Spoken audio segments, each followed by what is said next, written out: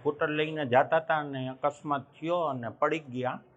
એમાં જાંઘની પાછળી આગળ ઓપરેશન આવ્યા અને ડૉક્ટરોએ અમને કીધું કે આને 2 બ્લડની થેલી ચડાવવી પડશે. અમે બ્લડની થેલીની એરેન્જ કર્યું અને અહીંયા પહોંચાડી દીધું. તો એ લોકોથી બીજો જ બ્લડ ચડી ગયો છે, જેના મારી પાસે એવિડન્સ છે. સિવિલ હોસ્પિટલમાં દાખલ કરેલ છે. લગભગ 5 દિવસ થયા. દિનેશભાઈનું બ્લડ ગ્રુપ O પોઝિટિવ હતું અને B પોઝિટિવ ચડાવી દીધેલું છે.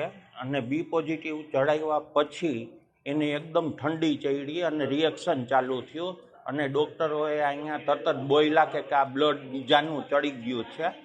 તરત જ એ લોકોએ બ્લડનો બાટલો કાઢી લીધેલો છે. આ પોલીસ ફરિયાદ તો કરવી જ પડશે. ક્રિટિકલ છે.